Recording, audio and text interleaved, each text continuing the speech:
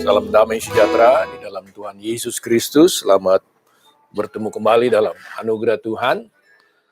Sahabat GTM yang dikasihi Tuhan, terima kasih kalau selama ini masih mengikuti live streaming GTM. Dan hari ini kita akan masuk dalam satu pelajaran firman Tuhan yang kita sudah lihat di dalam flyers atau pengumuman yang saya berikan. Ya, judulnya adalah Mengapa Kristus harus mati dengan cara di atas kayu salib. Tapi sebelumnya, mari kita berdoa. Dan sebentar nanti setelah doa kita akan mendengarkan satu pujian dari sahabat GTM. Dan kiranya firman Tuhan hari ini menjadi hikmat, bahkan kekuatan bagi kita orang percaya. Bapak, terima kasih untuk hari ini, terima kasih untuk kesempatan kami belajar dan mengerti firman-Mu Tuhan, khususnya tentang kematian-Mu Tuhan di atas kayu salib, sehingga kami boleh mengerti dengan benar apa maknanya, apa tujuannya bagi kami orang percaya, sehingga Tuhan nama-Mu saja yang dipermuliakan, dan kami memiliki iman yang teguh sekali atas kasih karunia-Mu Tuhan. Kau berkati seluruh sahabat GTM, bahkan seluruh yang mendengarkan atau melihat live streaming ini, sehingga nama-Mu saja dipermuliakan dalam kehidupan kami umat-umat-Mu. Kiranya firman Tuhan ini menjadi berkat bagi kita semua Tuhan, bahkan menjadi kekuatan bagi setiap orang percaya yang menaruh harap dan percaya kepada Tuhan Yesus Kristus, Juru Selamat dunia. Dalam nama Tuhan Yesus kami bersyukur dan kami mulai acara ibadah dan firman Tuhan hari ini. Amin. Saudara diberkati, kita akan mendengarkan satu pujian, dan sekali lagi saya harapkan rekan-rekan yang di Praise and Worship boleh memberikan pujian yang baru, ya, sehingga kita dapat menikmati lebih banyak lagi pujian-pujian dari rekan-rekan di GTM yang sudah hampir setahun lebih mungkin. Saya tidak ngitungnya, kita online, tapi saya percaya Tuhan selalu menyertai kita. Tuhan berkati.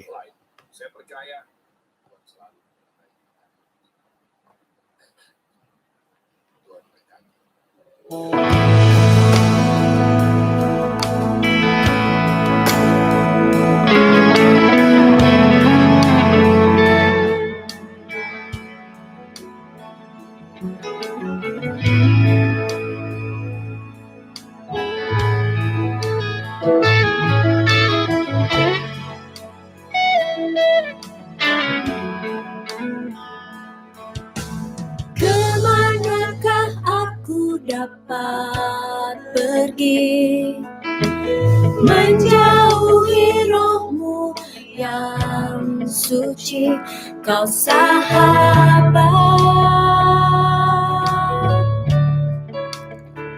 dan Kau dekat.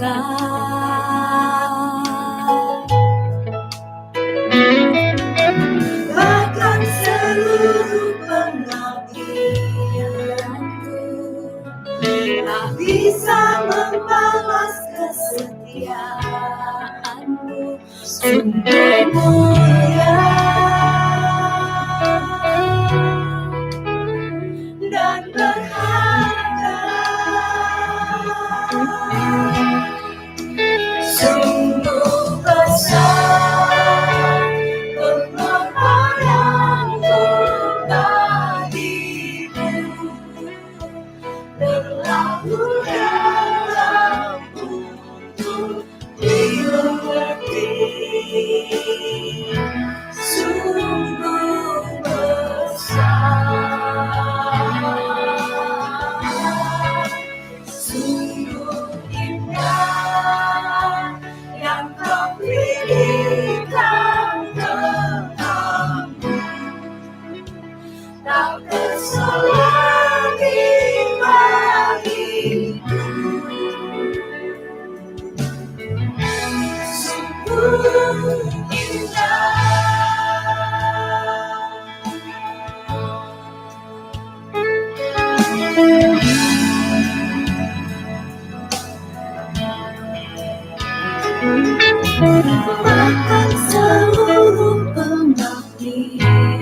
sayangku tak bisa membalas kesetiaanmu sungguh mulia dan berharga sungguh besar pengorbananmu bagiku terlalu dalam untuk dimengerti sungguh besar sungguh indah yang kau pikirkan tentangku tak terselami bagiku sungguh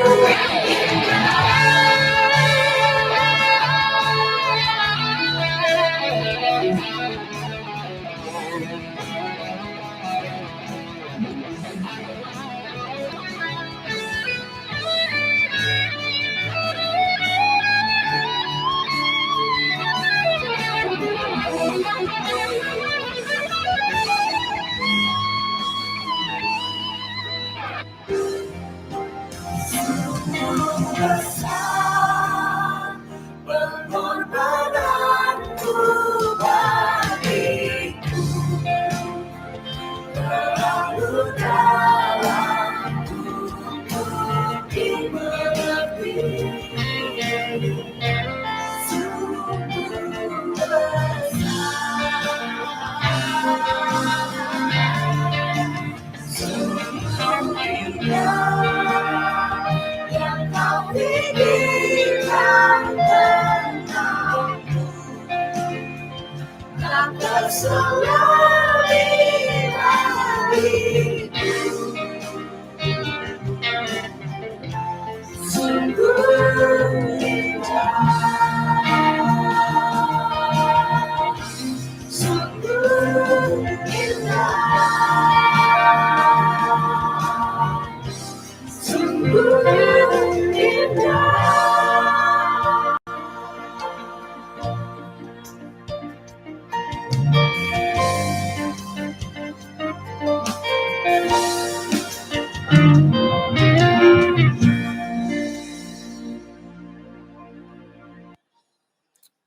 Puji Tuhan, demikianlah pujian dari Gospel Truth Ministry Praise and Worship Team, dan kita bersyukur karena mereka masih memuji Tuhan dan masih tetap memberikan yang terbaik dalam hidupnya, dalam pelayanan mereka masing-masing. Nah, Tuhan berkati, mari kita masuk dalam firman Tuhan hari ini.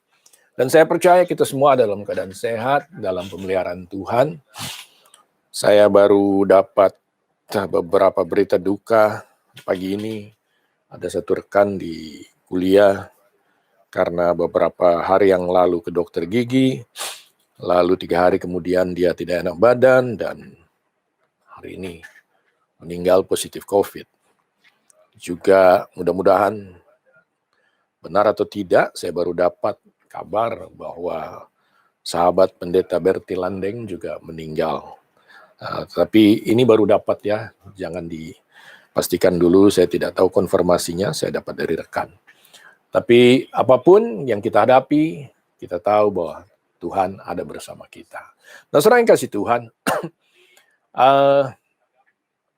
mengenai penyaliban Kristus, saya rasa orang Kristen sudah paham dan sudah mengerti. Tetapi ada satu pertanyaan yang mungkin tidak semua bertanya, tetapi saya dengar dari sahabat kita, Ivan, bahwa ada seorang dosen, tidak perlu disebut namanya, dan saya pun tidak tahu, ini kata Ivan ya, seorang dosen di STT, mengatakan bahwa Yesus mati dengan cara apapun tidak ada masalah. Artinya sampai dikatakan ditabrak gerobak pun dia meninggal, tetap dia itu menebus manusia atau melakukan perintah Bapaknya. Nah, saudara yang kasih Tuhan, agak sedih mendengarkannya saya tentunya, karena mati di atas kayu salib itu sesuatu yang spesifik, sesuatu yang khusus yang ada di dalam firman Tuhan. Bahkan sebelum Yesus naik ke kayu salib. Artinya itu adalah satu nubuatan yang dalam terminologi teologi adalah tipologi, artinya satu bentuk, satu nubuatan dalam bentuk tertentu yang akan terjadi karena sesuai dengan firman Tuhan, saudara yang kasih Tuhan. Ya, dan apa maknanya, apa tujuannya? Tentunya kalau bentuk itu spesifik dinubuatkan, bahkan digenapi oleh Kristus di atas kayu salib, tentu ada maksudnya. Sehingga tidak bisa kita katakan yang penting Yesus mati bagi dunia, bagaimanapun caranya tidak masalah, tidak bisa, saudara kasih Tuhan. Firman Tuhan itu sangat sempurna. Dan bahkan segala rencana Tuhan itu adalah ya dan amin dan sempurna sekali, tidak ada cacat di dalamnya. Sehingga tidak bisa dikatakan bahwa kematian Yesus caranya itu bisa apa saja. Ya kebetulan saja disalib. Tidak, saudara kasih Tuhan. Itu bukan suatu kebetulan. Itu adalah satu rencana Tuhan dalam bentuk yang khusus di atas kayu salib dengan makna, walaupun maknanya kiasan, tapi maknanya itu luar biasa. Artinya maknanya membuat apa yang dilakukan Yesus itu menjadi berkat bagi seluruh dunia. Karena kita tahu ayatnya, ya, karena begitu besar kasih Bapa akan dunia, sehingga diberikan anaknya yang tunggal. Adalah satu bentuk kasih yang luar biasa, ya, yang secara spesifik dilakukan Tuhan melalui Yesus di atas kayu salib. Mari kita lihat firman Tuhan.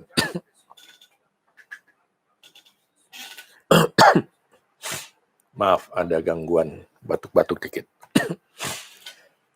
Mari kita baca sebentar. Nubuatan tipologi posisi Kristus saat mati di kayu salibnya dengan penyalipan bisa si ular. Saya langsung saja penyalipan bisa si ular karena sebetulnya ini bukan sesuatu yang terjadi begitu saja atau karena pada saat itu di masa Roma orang sering mengatakan kenapa dia di kayu salib karena itu adalah budaya Roma atau cara Roma menghukum yang berat atau menghukum mati seorang penjahat. Ya betul, tetapi khusus bagi Yesus itu sesuatu yang berbeda. Mari kita lihat.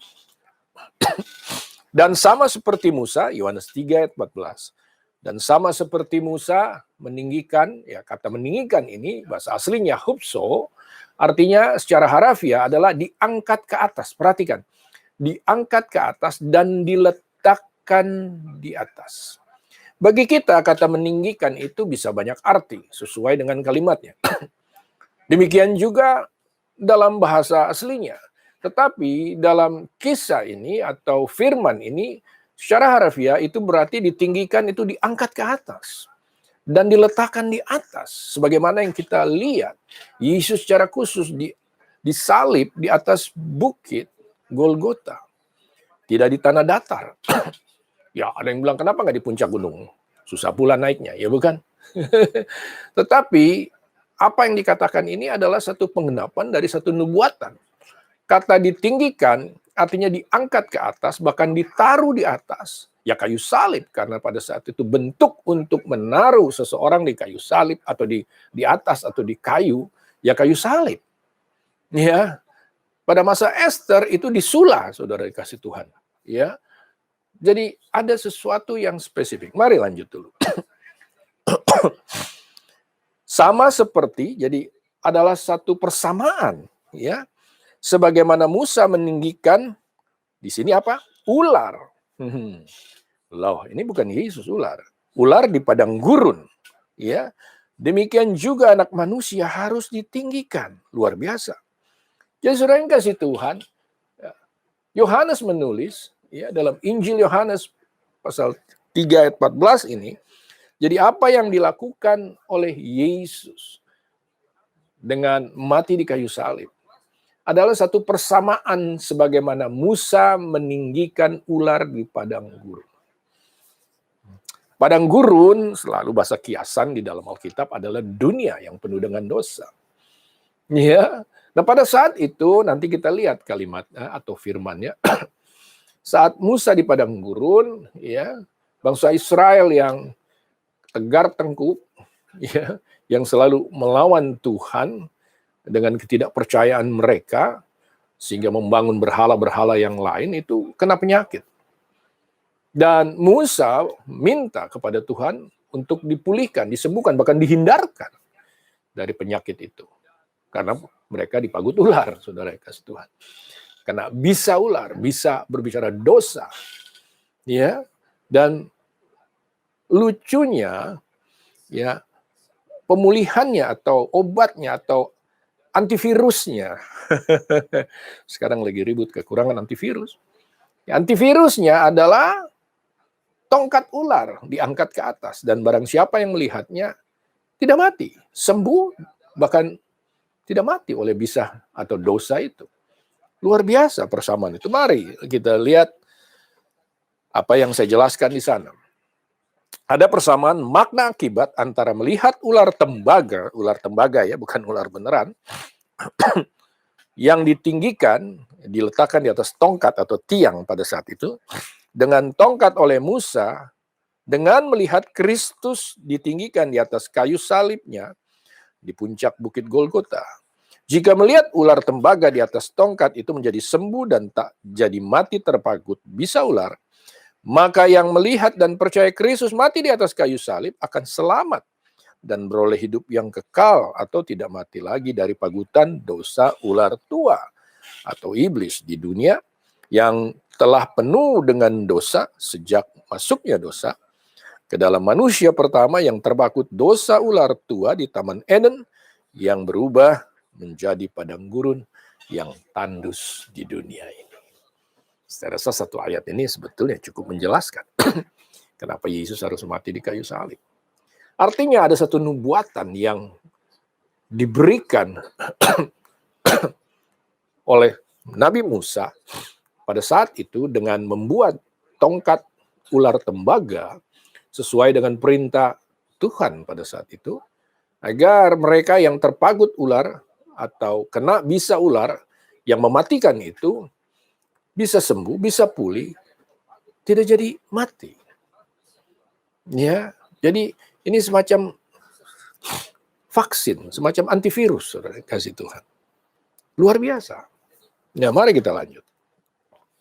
Makna ditinggikan adalah Kristus sebagai vaksin untuk racun dosa, agar manusia dapat hidup kekal. Kehidupan kekal ini berbicara kehidupan yang abadi. Berbeda dengan kehidupan sekarang. Kehidupan sekarang kita semua pasti mati. Tapi kita semua percaya menurut firman Tuhan di Alkitab, dikatakan bahwa mati adalah awal dari kehidupan yang kekal. Mati bukan akhir dari segalanya. Kita sudah ada pelajaran itu. Nah, untuk itu kita perlu melihat, bahkan percaya kepada apa? Kristus. Di mana? Di atas kayu salib. Artinya jika Kristus tidak mati di kayu salib, atau ada yang bilang ditabrak gerobak atau ditabrak metro mini, tidak akan terjadi vaksin ini. Saudara tidak akan bisa melihat Yesus yang mati ditabrak gerobak dengan makna seperti ini. Tidak ada. Jadi hari ini, mari kita pahami, mari kita lihat ceritanya. Ya, Bilangan 21 ayat 8, maka berfirmanlah Tuhan kepada Musa, itu firman Tuhan. Buatlah ular tedung dan taruhlah pada sebuah tiang. Ya, bukan salib, tiang. Ya, ingat salib itu versi Romawi. Maka setiap orang yang terpagut, jika melihatnya akan tetap hidup.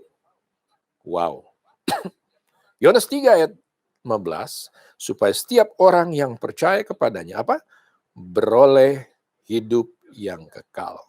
Jadi tujuan cara kematian Kristus, dengar baik, di atas kayu. Kalau dibilang kayu salib, itu adalah versi penyalipan Roma. Sebetulnya itu menurut firman Tuhan yang penting ditaruh dalam atau dipakukan dalam satu kayu, diikat dalam satu kayu, ditinggikan supaya semua orang bisa melihat. Itu makna ditinggikan. Nah, kayu salib, memang cross atau kayu salib, itu adalah cara membunuh atau menghukum penjahat versi budaya Roma, ya, agar bisa ditonton orang banyak. Jadi kayu salib bukan berbicara apa ya, gimmick atau lambang daripada apa ya, penebusan dosa secara spesifik. Tidak. Yang spesifik adalah harus ditaruh di atas sehingga semua orang bisa melihat sebagai peringatan bahwa Kristus telah mati untuk membunuh racun dosa. Agar siapa yang melihatnya, kalau tidak taruh di atas, tidak ditaruh di atas, nggak ada yang bisa lihat. Paham hari ini? Nah, jangan bilang dia mati ketabrak gerobak pun tidak masalah. Kasihan sekali yang punya pemahaman seperti itu. Oke. Ya, makna peninggian Kristus di tiang atau dalam budaya hukuman terberat kerajaan Romawi, yaitu di atas kayu salib di puncak bukit, adalah agar seluruh manusia dapat, maaf salah tulis ini, melihat acara pembunuhan virus dosa Kristus iblis yang mematikan hidup manusia. Hasilnya manusia dapat hidup kekal oleh Kristus sekali untuk selama-lamanya.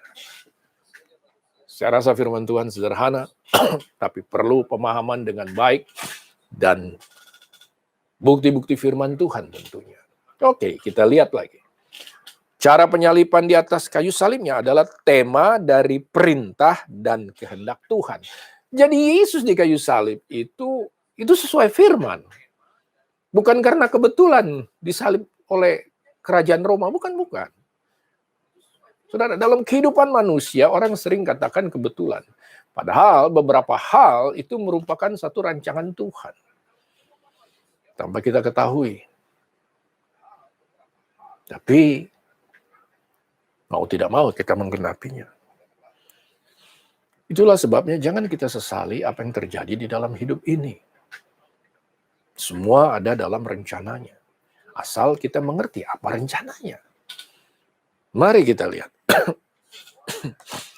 Maka kata Yesus, ini Yesus yang berkata, hati-hati saudara. Jadi Yesus yang berkata, bukan siapa atau bukan pendeta atau dosen STT mana, ya, profesor mana. Yesus bilang begini, apabila kamu telah meninggikan anak manusia, jelas sekali, meninggikan artinya ditaruh di atas, agar bisa dilihat. Barulah kamu tahu bahwa akulah dia, dan bahwa aku tidak dapat berbuat apa-apa dari diriku sendiri. Tetapi aku berbicara tentang hal-hal sebagaimana diajarkan Bapa kepadamu, padaku. Saudara yang kasih Tuhan, saat itu bangsa Yahudi hanya percaya Yesus karena melihat tanda dan mujizatnya. Seperti kebanyakan orang percaya saat ini. Percaya Yesus karena lihat mujizat, percaya Yesus karena diselamatkan dari sakit penyakit, disembuhkan, percaya Yesus karena diberkati, bisa kaya, tidak miskin. Apa bedanya dengan orang Yahudi?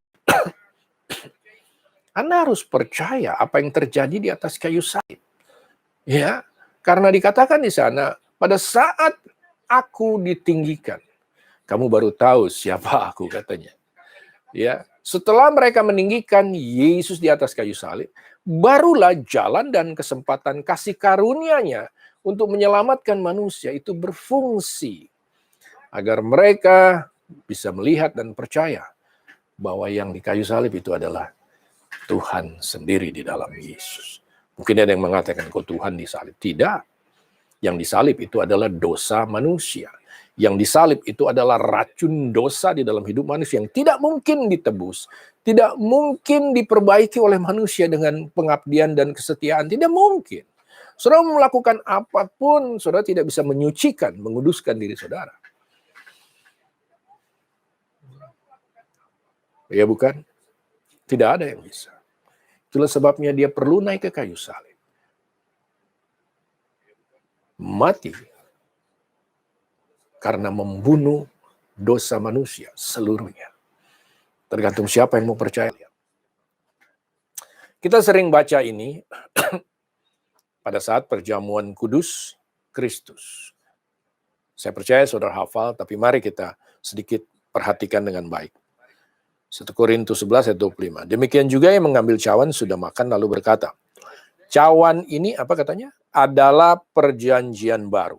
Jadi jelas, selalu dalam pemahaman kita, minum perjamuan kudus adalah memperingati kita memiliki perjanjian baru di dalam kayu salib Kristus. Luar biasa ya. Setiap kali kamu meminumnya, ini yang penting, menjadi apa? Peringatan akan aku. Jadi saudara, kata peringatan ini adalah satu, apa ya istilahnya, ya Anda bilang boleh memperingati, boleh, tapi ini yang membuat Anda ingat apa yang ada di kayu salib. Ini yang membuat Anda ingat bahwa pada saat kayu salib, pada saat Yesus terkutuk di atas kayu salib, kita, bahkan dunia yang percaya, memiliki apa? Perjanjian baru dengan Tuhan melalui siapa? Kristus. Melalui apa? Kayu salib itu. Perhatikan, penyaliban di kayu salib adalah memang budaya hukum penghukuman penjahat atau musuh di masa kerajaan Roma. Bahkan cara penghukuman di salib ini masih digunakan di abad ke-20 sebagai hukuman mati. Ya, hukuman mati di kayu salib di masa Roma, dengar baik, ini tidak ada di Alkitab, tapi ada di sejarah Roma, kekaisaran Roma.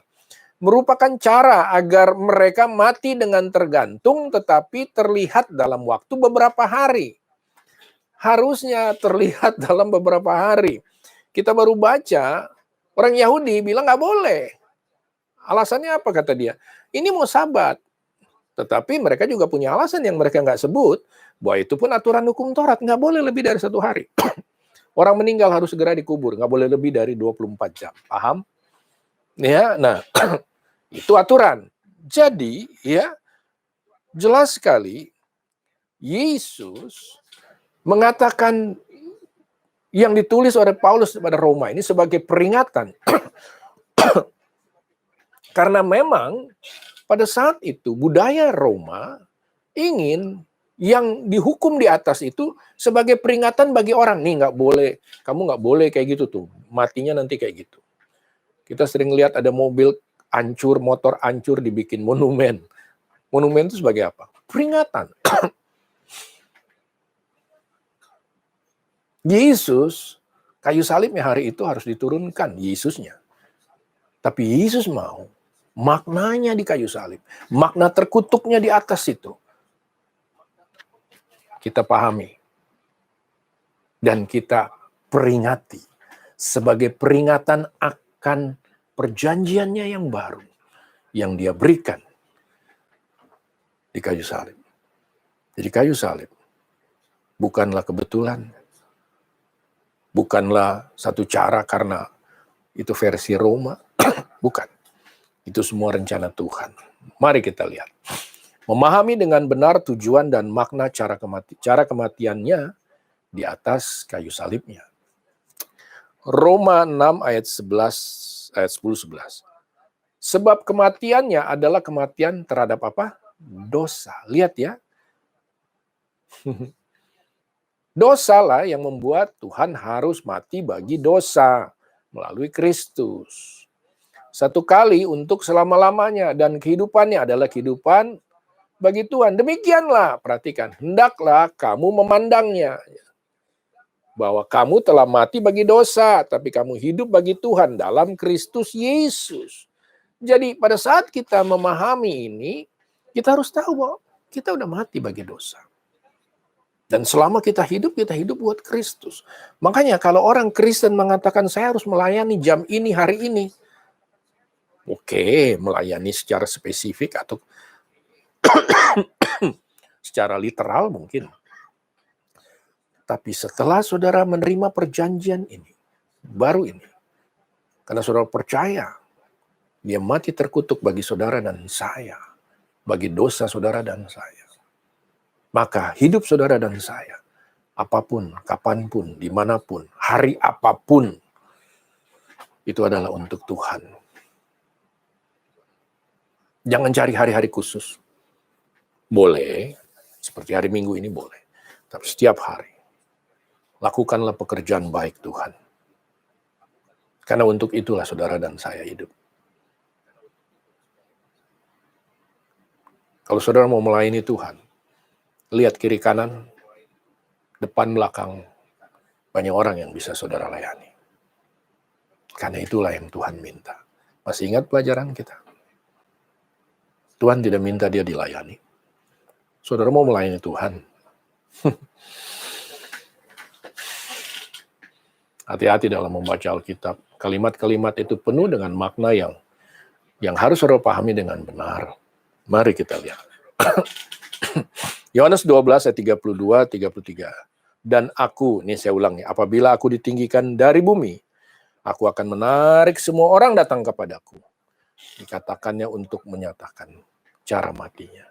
Kayu salib adalah magnet keselamatan dunia. Kutuk dan semua orang melihatnya. Sampai zaman dulu Dracula takut sama salib katanya. Ada yang pernah ngusir setan pakai kayu salib. Untung nggak ketemu setan Kristen loh. Kalau ketemu setan Kristen, gue juga pakai, kata dia. Bingung kan? Bukan itu. Yang saudara harus pahami adalah saudara memiliki perjanjian baru. Saudara sudah tidak memiliki kutuk. Sehingga saudara harus tahu setiap kehidupan saudara dan saya, kapanpun, dimanapun, itu adalah kehidupan bagi Tuhan. Seperti apa kehidupan bagi Tuhan? Melakukan pekerjaan baiknya. Dalam perkataan, perbuatan, perilaku. Apapun saudara. Apa bisa sempurna? Ya, kalau saudara bisa ya saya angkat jempol. Tapi Tuhan tahu kemampuan saudara dan saya. Yang Tuhan mau, isi hati saudara. Dan lakukanlah dengan segenap hati. Tanpa paksaan. Ya, tanpa target apapun juga. Itu kepada lakukan, itu saudara dan saya lakukan. Karena kita memiliki perjanjian baru. Kita menghargai perjanjian itu. Mari kita lanjut. Ibrani 10 ayat 10. Dan karena kehendaknya inilah kita dikuduskan satu kali untuk selama-lamanya oleh persembahan tubuh Yesus Kristus. 1 Korintus 3 ayat 30. 1 Korintus dalam Kristus Yesus yang oleh Tuhan telah menjadi hikmat. Lihat ya. Jadi kayu salib ini menjadi hikmat. Ia membenarkan dan menguduskan dan menebus kita. Makna posisi Kristus di kayu salib akan menarik seluruh manusia untuk menerima kasih karunia-Nya. Caranya, saudara dan saya memberitakan kabar baiknya. Apa itu? Mengatakan bahwa Tuhan mengasihi siapapun yang saudara temui. Tuhan menerima mereka apa adanya, tanpa menghakimi. Ya. Tuhan telah mengampuni mereka, apapun yang mereka perbuat. Jangan saudara tambah dan kurangi. Dan lakukanlah itu. Bukan hanya perkataan, tapi dengan perbuatan. Ternyata habis sudah. Puji Tuhan. Puji Tuhan. Kita sudah selesai. Dan saya berdoa. Kiranya semua yang kita pelajari di GTM ini ya menjadi hikmat. Bukan hanya rema, tapi hikmat. Kalau rema itu buat saudara dan saya sendiri. Tapi kalau hikmat itu menjadi sesuatu yang akan keluar. Orang yang berhikmat memiliki banyak rencana, perbuatan baik, pekerjaan baik, dan memiliki banyak kesempatan untuk melakukannya.